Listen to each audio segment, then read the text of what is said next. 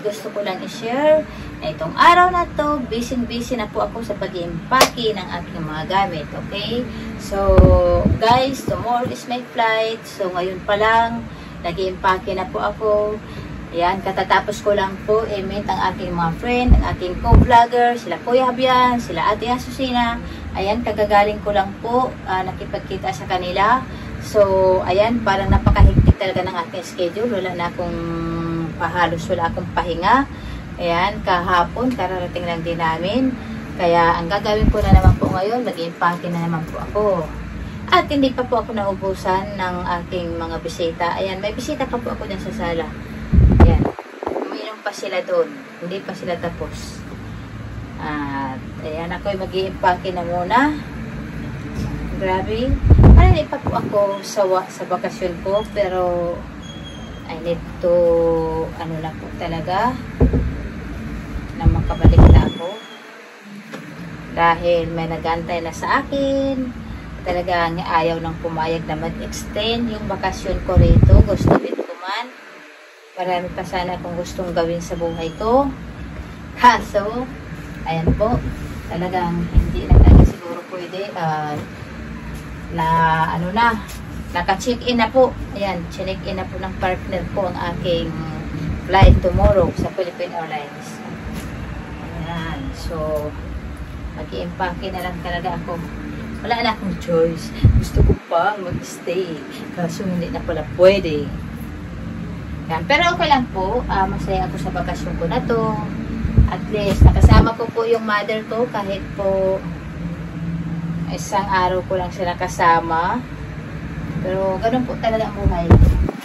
Like ko po talagang lumayo-layo muna.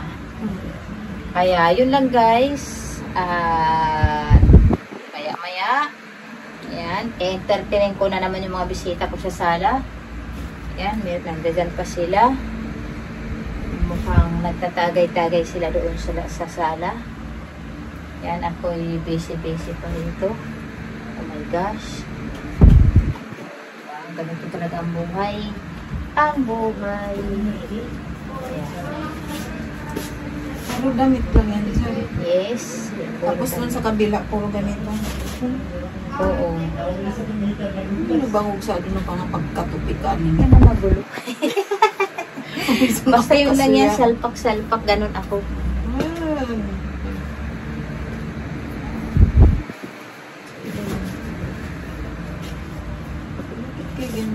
Mayroong ganito. Ako pansiksikan Ano ko yan? yung diniday yung laong para magpapit. Kasi may limit din siya, 23 kilos lang. Kaya hindi ko na siya pwedeng punuin. At alam niyo ba kung ano ang mahalaga na binabalot ko ngayon? Ay, ito. Greatest. Saan? Ikaw Ayan. Naya tuloy yung kasama ko. Si Betya. Ayan, ito po ay pasalubong po. Ayan, may nagpapagili po sa akin. Greatest. Ayaw ko ba? Kahit asawa daw niya, hinahanap-hanap itong ano na to. Itong kape na to. So, at alam niyo po ba kung anong mga laman ng aking bagahe? Isa pa. Tinago lang. Kailangan ko yun kasi na-allergy ako doon sa ano, ginagamit ko. Ibang, parang masarap lang ito gamitin. Iyang kadig dito naman. Kaya pati ba naman yun? Dito Uy, pa hindi, dito. nagdala na. Pero sister yung sa akin. Sabi ka ulit dito. Ayan. At tulaan niyo po kung anong laman ng aking bagahe. Pero hindi ko na po hulaan. Share ko na lang sa inyo. Ayan. Ito pala. Ayan, namili pa talaga ako. Ayan. Ang aking mahiwagang magic sarap. Ayan. Hindi po talaga to mawawala tuwing umuwi ako dito dahil ang mahal-mahal po nito sa Amerika. Super mahal. So, dito na ako bumili. Ayan. Ano pa ba yung iba? Magic sarap. Ako. Ba't itong anak ko namimili rin siya ng mga ano? Oo. Ayan. Ito po talaga yung mahalaga rin. Isa sa mga nililista ko kapag umalis po ako rito.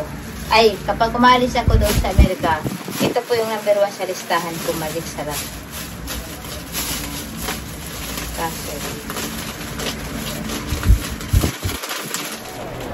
So, ayun guys, nandito na po ako ngayon sa Philippine Airlines, sa airport, kung saan nakapila na po ako para sa aming check-in. Okay? 11:35 po ang aming check-in guys. So, maaga-aga pa. 9:30 pa. Ayan, nandito na ako. So, may time pa ako para mag-relax. Okay?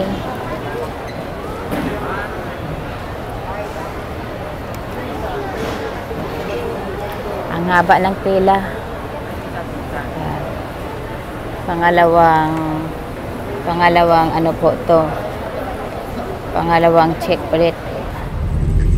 So, paalis na po kami guys. Ayan. Ready to take off. See you America again.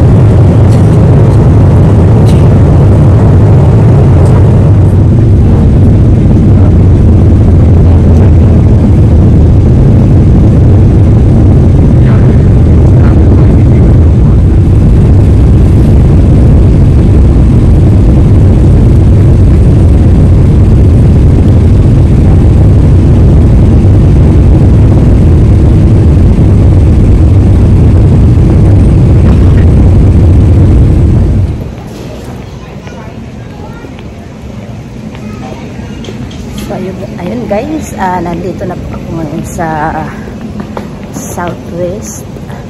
Ayan. Going to Las Vegas na po.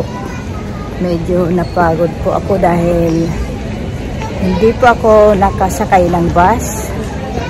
So, ang ginawa ko po ay nag-walking lang po ako. Tinutulak ko lang yung postcard ko dahil ang tagal po mag-antay ng bus. So, nag-alala ako dahil sa yung next flight ko. Ayan. So, malapit na. Meron pa akong mga siguro kalahating oras sa pag-aantay. Kalahating oras pa po pag-aantay para sa next flight ko. So, 1 hour lang naman. So, medyo okay na rin ako. Okay? See you later guys. Kita ko na yung aking gate. Kita ko na yung gate 14. So, hindi masyadong mahaba ang lalakarin. Please come to gate 17 for an important message. Kakapagod talaga mag-travel. Ayan. Gate 14. So, doon na po ako.